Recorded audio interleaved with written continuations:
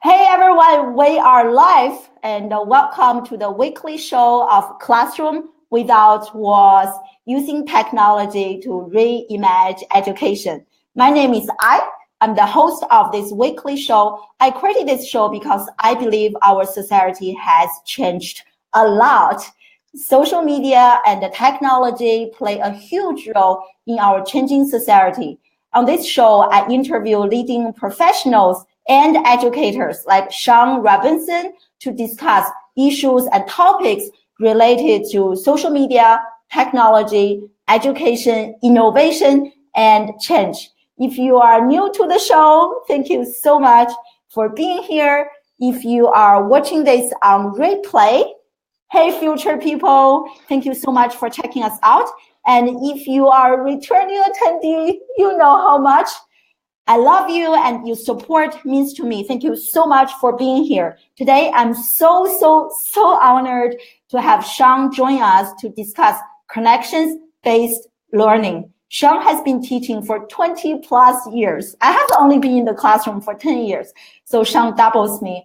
And she's one of the top project-based learning expert to follow on Twitter, according to The Guardian. And Sean is also the creator and author of an amazing book, Connections-Based Learning. I highly recommend that you check it out. And I'm sure that Sean is going to tell us more about his book. And he's also the founder of Connected Learning Partners, where he brings educators from across the globe to collaborate on global projects. Sean is joining us live today to share with us what is connections-based learning and how we can leverage human connections and human relationships to enhance teaching and learning. Thank you so much for joining us, Sean, and welcome to the show. Yeah, thanks, It's so fantastic to be a part of this show, particularly because what you're doing is not just a show here, but it's really a community that you're developing.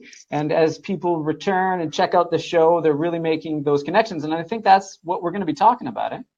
Yes, exactly. And Shwal is here. Thank you so much. And Evan is here. Thank you. Evan is from UK and Shwal is from the US. That is so amazing. I absolutely love the global community we have here and just seeing people coming from different countries. That is so amazing, and happy Valentine's Day to everyone. Thank you so much for joining us, especially if you are in the US. I know it is dinner time, so thank you. Do you want to add anything to my brief introduction, Sean? Well, yeah, just the fact that in 2010, we had the Winter Olympics in Vancouver, and that's where I'm from. So I'm from Port Coquitlam, British Columbia, Canada, just on the west coast, just outside of Vancouver. And now I has the Olympics in her country right now. And so my family and I have been glued to the screen when we can, just watching the Olympics, watching those Canadians, the snowboarders really impressed me. And so that's neat. And so how about yourself? How have the Olympics had an impact on you? It's so exciting. This is like the first time I'm actually in the city when the Olympic is happening. So I'm like, my entire family, we are so excited. We have been trying so hard to get some tickets to go to watch a game in person, but the tickets, they are just like so popular. So fingers crossed. Yeah. You got to start early with that. I remember a year before, or maybe a couple years before, making sure that I could throw in some money, get a ticket to the hockey game. And so it was really cool to see. I think it was Canada against Switzerland. And I saw Sidney Crosby score a wonderful goal. It was really cool. So these Olympics, it's really cool because it's really bringing people together. And I like how, at least from where I stand, watching on the show, watching on the TV, how the Olympics are really meant to bring people together, to have this idea of a community, right? These athletes Absolutely. Working so hard and yet saying, hey, we're all in this together. So it's really neat to watch. Absolutely. And speaking of like bringing people together and building community, this is such a great transition to our interview today. And as I mentioned, we are talking about connections-based learning. Yes, definitely. I should attend. Yes. Yeah, I see that. That's fantastic. It's great people chiming in. Yeah, continue the conversation. It's not just about I and myself, but everybody just chiming in. Exactly, So, yeah, exactly. so We great. are co-creating the content of our show here. So guys, if you have any question, please feel free to type in the comments. And Antonio is here. He's from Greece. And thank you so much for joining here, and my dear friend. So we're just going to get started with my questions here. Sure. And everyone in the audience, please feel free to ask and type your question in the comment section. You have a book, Sean, Connections-Based Learning. And I love the book, and I read a few chapters of the book that is available through Amazon. And I absolutely love the arguments you made in the book. And one sentence really caught my attention. You mentioned in the book, I have it here. As teachers, we are not about, yes, curriculum development, project development, or lesson development. We are about people development. That is so fascinating. Can you please elaborate more on what you mean by people development? Because we don't hear that a lot in the traditional education space.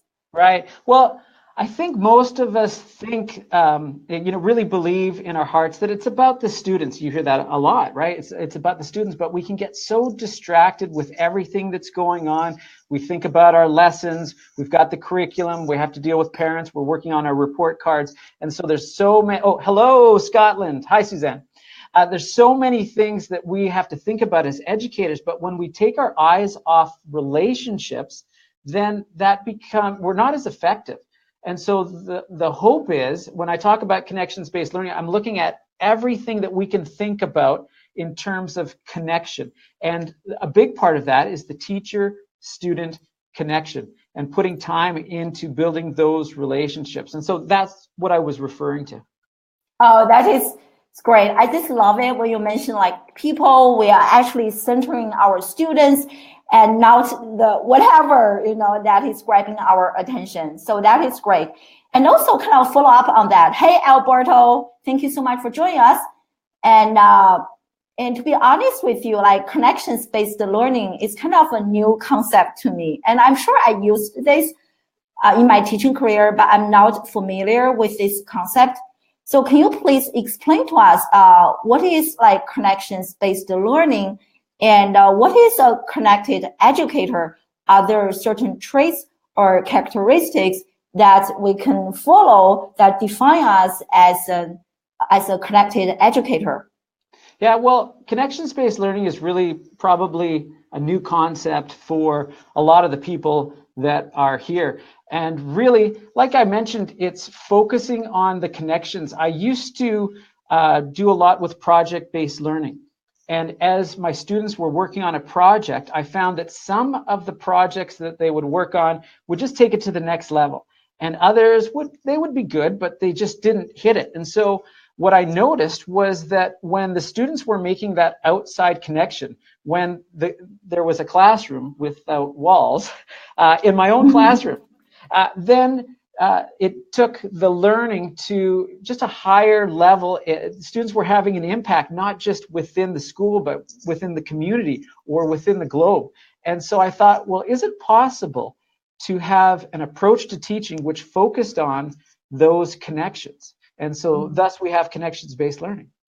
Oh, that is fascinating. This is fascinating. And also following up on this, you made another really great argument in your book that when students are making connections with society, with the outside environment, we are helping our students experience empathy, collaboration, and a sense of belonging. I just love that, and self-efficacy.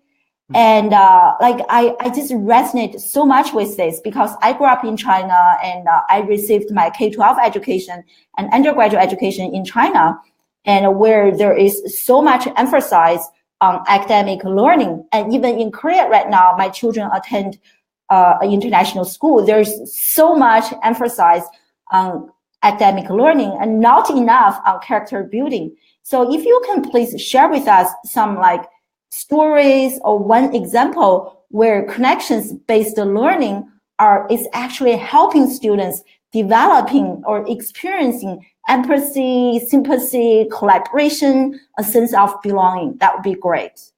Yeah, well, I think that we all want to live in a world where we have compassion, a world of empathy. And really, most of us, 98% of us, are able to have that empathy in our hearts. It's more just the willingness to maybe sacrifice. And so to allow people to see other people, to rub shoulders with students in an impoverished nation.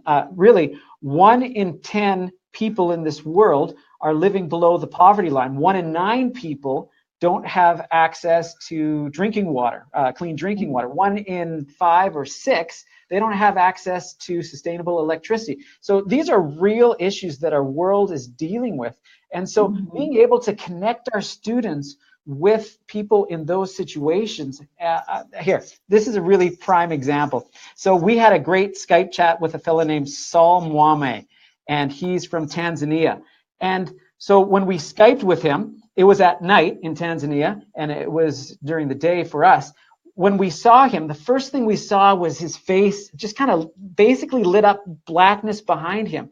And that was because he didn't have electricity in his home. And so he had powered up his laptop, and he was Skyping through the battery of his laptop. He had a cell phone that he was shining on his face for us to be able to see him. And that just spoke to my students about the importance of being able to share the wealth that we have and make an impact. And so what connections-based learning, what I love to do is to connect with people and then turn to my class and say, well, now that we've made this connection, what are we going to do about it? Or what are we going to make about it? It brings in that idea of the makerspace. How are we going to help this situation that we are now made aware of? Now, I should do a quick shout out to the Teach SDGs people out there, because I'm also I guess a founding ambassador for the Teach SDGs initiative. And that's another way that your listeners can connect to these meaningful projects. The SDGs, the Sustainable Development Goals by the UN, these are 17 goals. I mean, it's basically a to-do list for the entire world, looking at poverty and looking at sustainability, looking at climate change. And so allowing our students, and having this classroom without walls, allowing our students to be able to make those connections is crucial for our world. Wow, that is such a fascinating story. I always believe it is one thing you read a story on a book or in the internet, but it is a totally different level, a much more emotional level when you make that connection with someone, either virtually or in person. The example you shared earlier, it's fascinating. How did students respond when they are actually connecting with someone like in that situation? Well, we had made a connection with the Dominican Republic, and one of the things that we did in order to respond to the light poverty there, we made some 3D printed solar powered lanterns. And so with one of the students, hey, thanks, Antonio. With one of the students, he mentioned how, hey, look, I'm not great at science, I'm not great at English, I'm not even good at math, but making these lanterns to help these people, I'm good at this.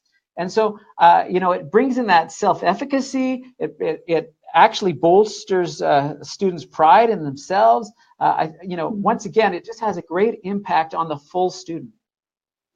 Oh, I love it. And thank you so much for joining us, Jacqueline, and bringing a person into the mix makes it so much more relevant. And again, talking about connections, I think we connect to each other at this emotional level, Right. And even if it is now face-to-face, and even you and me, we still connect a lot more than reading about you on a piece of paper, or it's not relevant. Yeah, exactly. Yeah. Yeah, it's great. Definitely. When students are able to have an impact, then, here, okay, I've got a little quote from the book that I'm going to read, because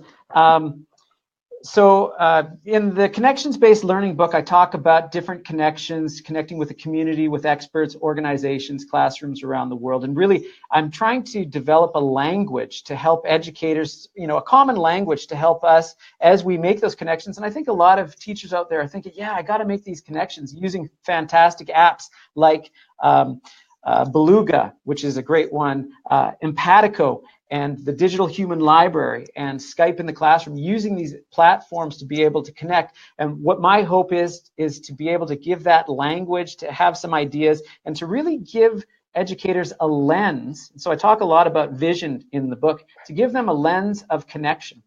And so as we do that, the impact of the students, I had a student who we connected with an NYU student who was originally from Kenya. And so she created a low-cost water purifier. It would be, less than $10. And she was trying to get these water purifiers that she created back into Kenya. And so I was made aware of this. Fran Siracusa and Jen Casa-Todd kind of brought me in. So these are other people that would be great to interview. Brought me in to this idea of connecting with Karishma Bagani and her Matoni de Chouette, which is her initiative. And so one of my students was super excited about being able to help with the website, because once again, I turned to the students and I said, okay, now that we've made this connection, what are we going to do about it? And so Haley came up to me with her group and said, well, what we want to do is we want to help Karishma with her website. And so I said, sure. And so throughout the time that we had, the students were helping her with the website. And this is a quote from Haley, and I put it in the book because it was just so meaningful. She said, "This project that we are working on is not only making an impact on the world, but it is also impacting me as a person. It is making me step out of my comfort zone and use my head to think about each individual step. Starting this project, I decided it would be beneficial to read about the problems that we're trying to help.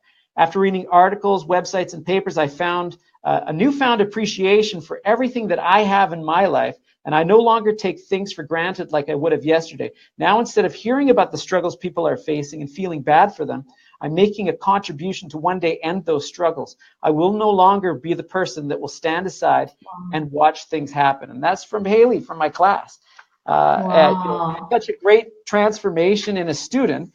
And that was through a connection that we made, a Skype chat that we had, or a Google Hangout, or whatever it was, putting up somebody on screen. And, as one of the viewers said, just bringing in another person, and it makes that difference. It's a great way to build empathy, says Jacqueline.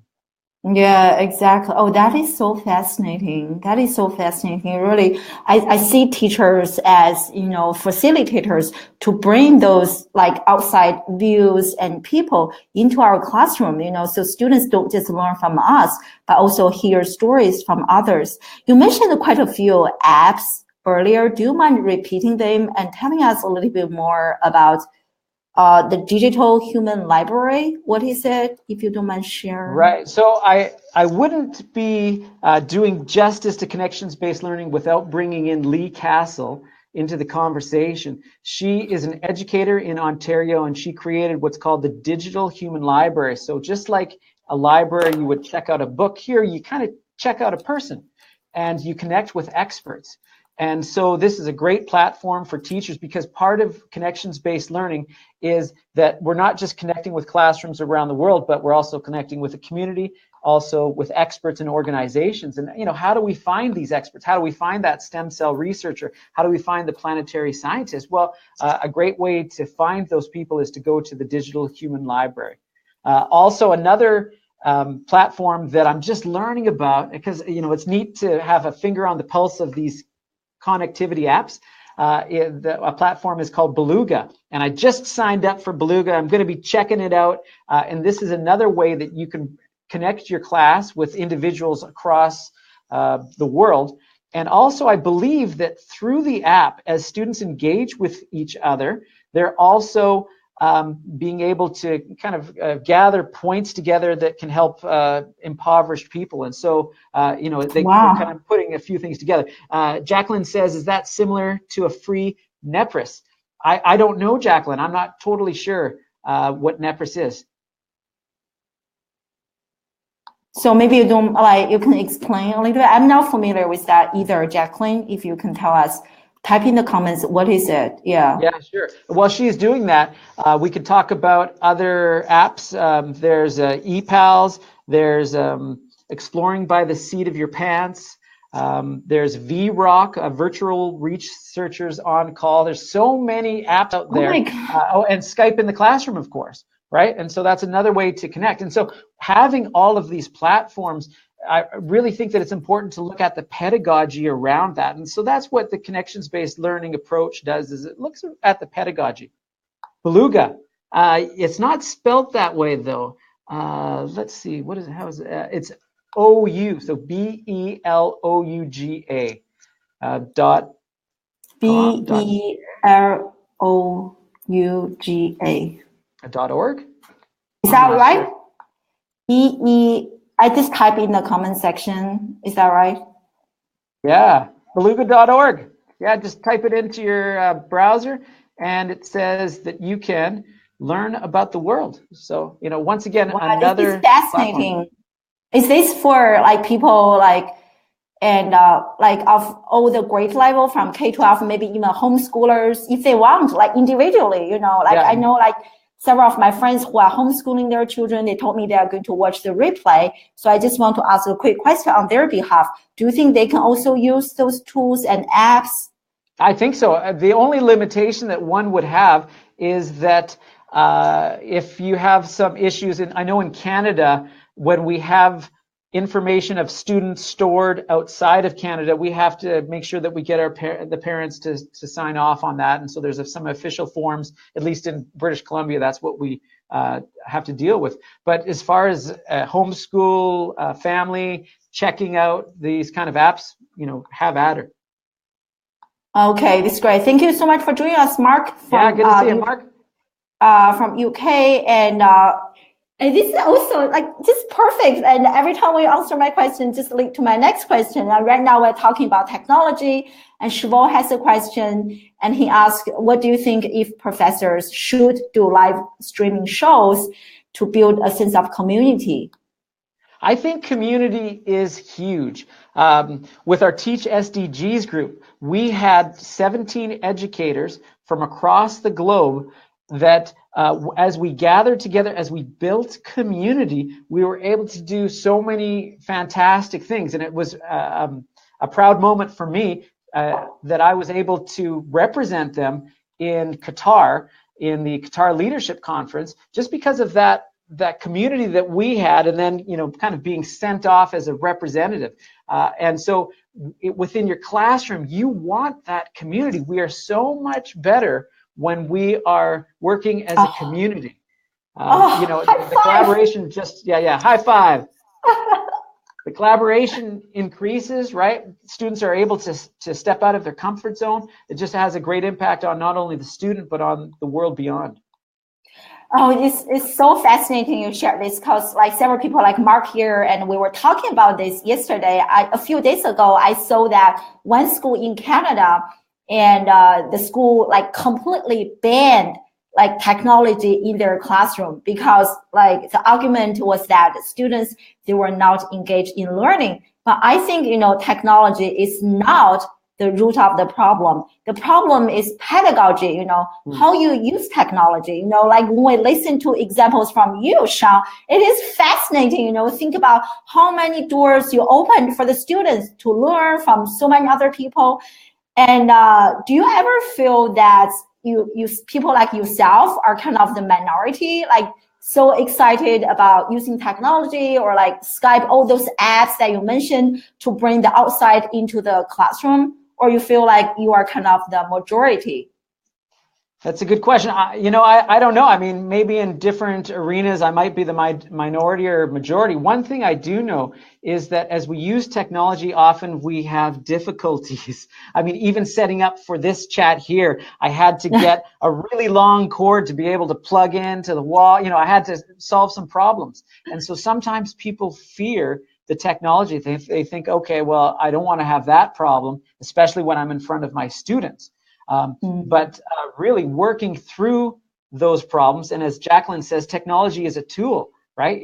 Using that tool. For me, I believe that the technology does a few things here when we talk about connection. One of them is that it speeds up the connection. Now, you and I could be pen pals, and I could write a letter and send it off to you, and you could send it off to me, maybe even, sending off emails, right? Getting a little bit more technology. But when we have this dialogue here, we're much better able to collaborate. Technology helps us also to curate. So now on this Facebook Live show, we're going to have your the video being accessed not just now, but with people, as they continue to come on. And maybe some of the people watching right now might want to go back later and say, what did Sean say there? What was that at? And so curating is also something that technology really helps with. And then finally, technology is able to get more eyes on something. Right? So that when we're collaborating, it's not just ourselves, but we can get a global collaboration going. That's really hard to do without technology. So I would agree with you. It's that pedagogy. It's saying, okay, we've got these devices. How are we going to leverage these devices for learning and make sure that the students don't veer off into distraction, but with engaging Skype chats, with engaging things that challenges that the students are working on, to have them use their devices for good and to feel like the work that they're doing is meaningful. And so that's why I see all of these kind of coming together under the umbrella of connection-based learning. Exactly. Like, look at it. Like, you are in the US, I'm in South Korea. We have people from Greece, from like different countries, and like a few years ago, this is unthinkable. It is impossible to have a discussion, a live discussion with people across the globe. And that is the power of truly social media and technology. Yeah, I love this comment from Mark. He mentioned that he met a social media influencer several years ago. And when this person said, like, please, like, live tweet. And exactly, like, you can learn, I love, like, I have hashtag for my classes. And when you use that, and students are also making connections with the broader community. Yes. Yeah, and somebody mentioned something about writing hundreds of, and I couldn't see it. So one of our guests here was checking out. Did you catch it? Maybe the person could type it out again because it looked interesting. Something about making a connection with hundreds of, and then artists. Yes, it is here. Of artists. It's here. It's from Mark. Yes, hold on. He said he loves his song and writing to 100 of artists. Yeah, that's amazing. Yeah. So writing those artists. Now it's a lot quicker. Really, just Skype in the artist if they're willing. And another thing about that is that often, like, I've never paid for a connection. Often you just say, hey, we're working with some grade 9 students. We're really interested in stem cells. And so what a fantastic conversation we had as we Skyped in a stem cell researcher to be able to learn about pluripotent stem cells. And my students were engaged, asking questions. I mean, connecting with experts is a huge part of that. And so a lot of times people are willing to just say, hey, sure, I can spend 20 minutes, 30 minutes just chatting with your students. And they get that's amazing real time, data right then and there. Another story I can share is that we had Tanya Harrison, a planetary scientist, Skype into my class. And it was really cool because what she was saying was that there was liquid water found on Mars. At that time, there was liquid water, and it doesn't seem right. Even when I say it, I'm thinking, really, liquid water? And yet that was something that was just discovered, recently, not that day. I thought it was that day at first. I'm like, we found this out today and you're telling us now, but it was, maybe months before. But to find out that recent information, that up-to-date information from an expert it's so helpful for the students, right? They don't have to wade through hundreds of results on Google, to see what is right, what is true, what is fake news, what is false, what is opinion. Absolutely. Always we have to check out, the connections that we have, but to get that up to the minute information is so cool for our students. Absolutely. And talking about like human connections, I always remember the joy I have when I first connect with an author of a book I really love, or the author of an article I read and really enjoyed reading. And it is such a like intimate feeling, that you don't get without this like connection. Yes, exactly. Yeah. I want to jump in on something that Jacqueline Rose mentioned about making connections to parents. We just did something fantastic here. Now, I have to give credit to Phil Barrington, who's an educator at my school, because this was really his brainchild, but it was so connections-based learning. He said, hey, why don't we get all the grade 9s to connect with somebody out in the community and then have them talk about their interview that they had on their digital portfolios. And so we had hundreds of students come in with interviews that they had done with a firefighter, basketball, university basketball player, my father, a photographer, a local photographer, just making those connections with the community, and then, sharing how that went. And so Jacqueline, definitely, leveraging the parents in your class or your school, leveraging those people in the community, the MLA, the mayor, politicians, things like that. These are awesome connections. Once again, so free and yet so meaningful for our students. Exactly. I think every time we make an effort to bring students to the outside environment or bring the outside environment into our class, we definitely deepen students' learning and enrich their learning experience. This is great. Yeah. And everything so far you share is amazing. So if someone is really interested in implementing this connections-based learning into their classes, are there certain steps or like people could follow? Have disappeared. I'm not too sure if I'm still with everyone, I disappeared? Or have I lost you? I disappeared. Can you guys still see me? Everyone talking about technology. Can you still see me, everyone? You can't see me, Sean? I see Mark saying, so many assume networking for students has to be, and then I couldn't see what else was said. Hey, folks, so I can't see you, but I can see you talking. Oh, Jacqueline can see us both. Okay, all right. So this is going to be interesting. How about, I think that we were getting to some last little tidbits of the interview. So how about I talk about this? If you're interested in learning about connections-based learning, a couple of ways that you messages. And so how about, checking out the Voxer chat? We have a bunch of educators from around the world. You can see about that Voxer chat, the educators there, through the connectionsbasedlearning.com website. So another place to check out is connectionsbasedlearning.com. And when you go there, you'll be able to, kind of look around and to see how you can connect.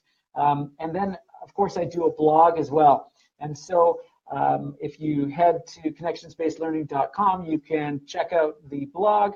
And I'm trying to send out posts weekly. In fact, right now I'm doing a basically like a book study. And so we're looking at a question from the book per week or a chapter per week. And so if you're interested in finding out more about connections-based learning, you could probably simply just check out the book. You can put in the search engine at Amazon, Sean Robinson, or connections-based learning, and it should pop up in the Amazon store that you use. You can check that out as well.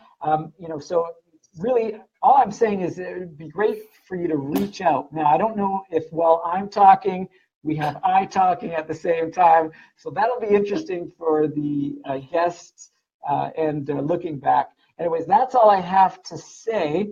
I'm just going to chat with I and say.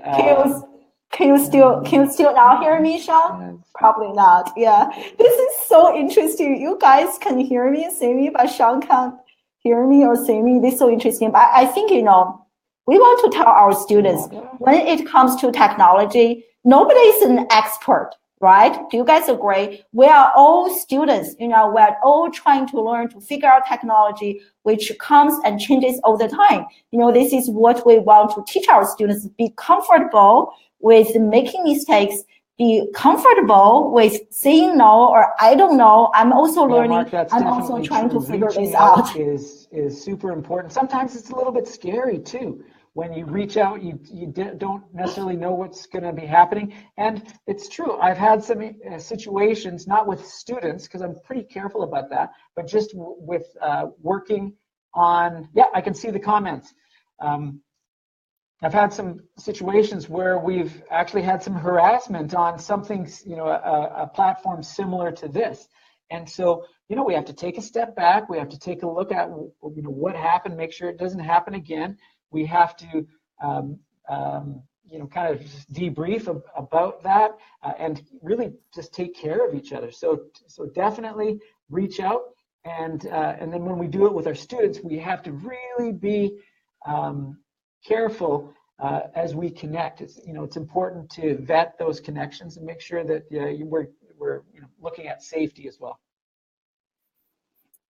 This is great. Thank you so much. And I guess I will just wrap up the show right now, given that the connections issues. And thank you so much for joining us live, everyone. I'm wondering if we need to maybe start again for closing comments. Anyways, I've really had a fantastic. Oh, Mark has something here. I can only see a little bit of it.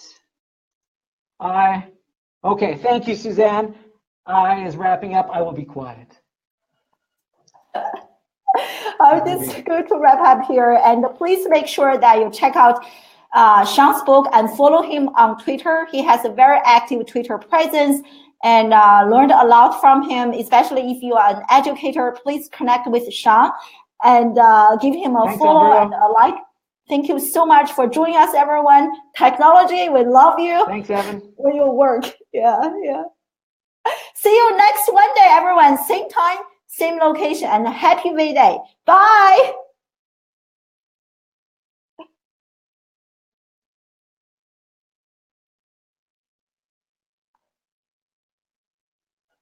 See you, Suzanne.